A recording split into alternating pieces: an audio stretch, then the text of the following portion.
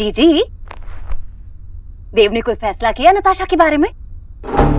नहीं भाभी, मैंने कहा तो आपसे, मैं उस पर कोई दबाव नहीं डालना चाहती। उसकी जिंदगी है, उसकी जिंदगी का सबसे बड़ा फैसला वो ही ले। जी, मैं भी तो यही कह रही हूँ कि उसे ये फैसला अकेले नहीं लेना चाहिए। बच्चे माँ की उंगली पकड़ के तो सड़क पार करते हैं, आपको उसकी मदद करनी चाहिए। भाभी अब वो बच्चा नहीं रहा, बड़ा हो गया है। ओहो जी, नेहा के लिए इतने बड़े बड़े घरों से रिश्ते आए, क्या किया आपने? हर बार यही कहा कि नेहा की जिंदगी का फैसला है, इसलिए उसे खुद ही करना चाहिए। अब देख लीजिए क्या फैसला किया है उसने। क्या किया उसने? उसने कोई गलत फैसला नहीं लिया। रणवीर एक अच्छा लड़का। पता है जीजी, रणवीर बहुत भला है, उसके घर वाले भी बहुत भले हैं। पर जब दिल्ली में गंदी वाली गर्मी पड़ेगी तब आप उससे क्या कहेंगी? बेटा घर में एसी तो है नहीं, भलाई चला के सो जा। देखिए जीजी, ये प्यार व्यार के चक्कर में पड़कर ना बच्चे हमेशा गलत फैसला ही लेते हैं, और एक गलत फैसला पूरी जिंदगी खराब कर देता है। इसीलिए कह रही हूँ जीजी, देव के मामले में दोबारा ये गलती मत कीजिए। अगर आप सही लड़की से शादी करने के लिए नहीं कहेंगे और उसने अगर किसी गलत लड़की से प्यार कर लिया तो? अभी भी वक्त है जीजी, उसकी उंगली पकड़कर सड़क पार करवा दीजिए। अगर उसने खुद से गलत मोड़ ले लिया तो फिर तो भगवान ही मालिक है, आगे आपकी मर्जी।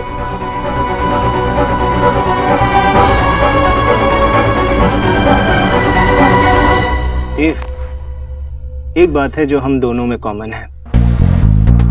Really? हमने जिन लेडीज को पसंद करा है उनमें कितनी सिमिलैरिटी है। ये दोनों की दोनों कॉन्फिडेंट हैं, ब्यूटीफुल हैं, अपना काम खुद करती हैं और अपने काम को पसंद करती हैं। और डिनर पे भी तो यही बात हो रही थी कि नताशा को ट्रैवलिंग के साथ साथ खाना बनाने का भी बहुत शौक है। तो हुई ना सिमिलैरिटी दोनों के बीच में? हाँ, किनके बीच में? नताशा और सोना के बीच में। अब तुम देखो, सोना भी तो हर वक्त किचन में ही रहती है, खाना बनाती रहती है कि नहीं? तो आपके मुताबिक मिस बोस बहुत अच्छा खाना बनाती हैं? ओह कम ऑन देव, अच्छा नहीं बहुत अच्छा।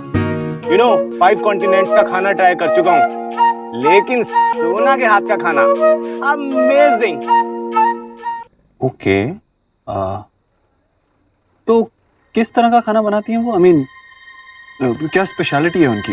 Indian, Italian, Chinese? Of course Indian. और यू नो व्हाट, एक एक वेजिटेबल अपने हाथों से काटती है।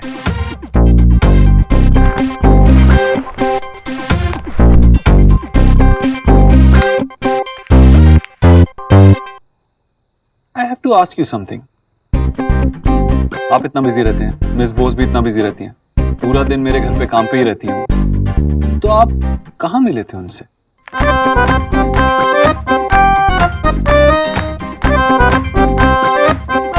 वो मेरी लाइफ का सबसे इंपॉर्टेंट मोमेंट था जब मैंने सोना को पहली बार देखा था। है ना बेबी, याद है ना तुम्हें? नील प्लीज। कम ऑन सोना, देव हमारा फ्रेंड है, इससे भी तो पता होना चाहिए ना कि हम लोग कैसे मिले। Come on. ऑफ कोर्स मुझे पता होना चाहिए, राइट? नील, मैंने उन्हें कुछ भी नहीं कहा था, कुछ नहीं बताया अभी तक मुझे। और वैसे भी लड़कियों का वर्जन थोड़ा अलग होता है, राइट? खैर देव, सोना ने तुम्हें कुछ नहीं बताया तो मैं ही बता देता हूँ। मैंने उसे मेरी सीपी की स्टेट्समैन बिल्डिंग के अंदर देखा था।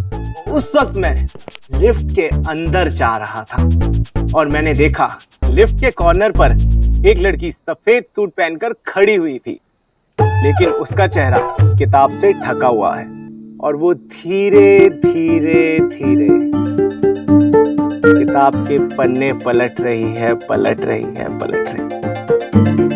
फिर मैं तो बस ये चाहता था कि एक बार वो लड़की मुझे नोटिस कर ले, लेकिन नहीं, वो तो अपनी किताब पढ़ने में ही बिजी थी।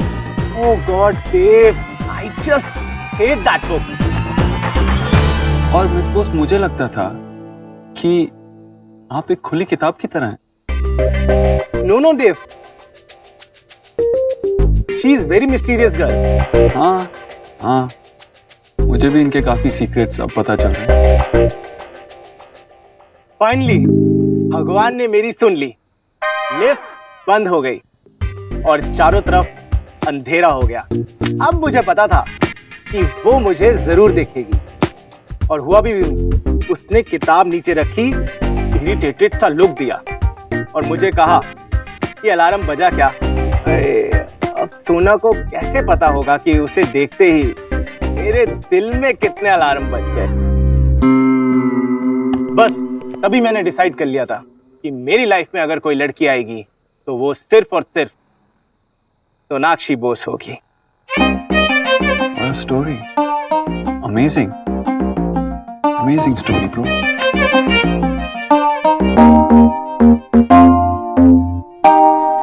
Miss Bose, आप तो बहुत अच्छा बनाती हैं।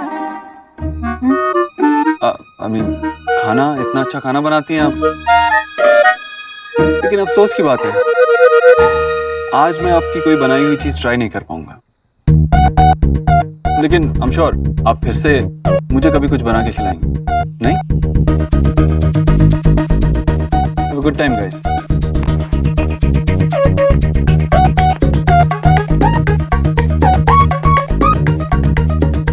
बेबी, स्टोरी अच्छी थी ना?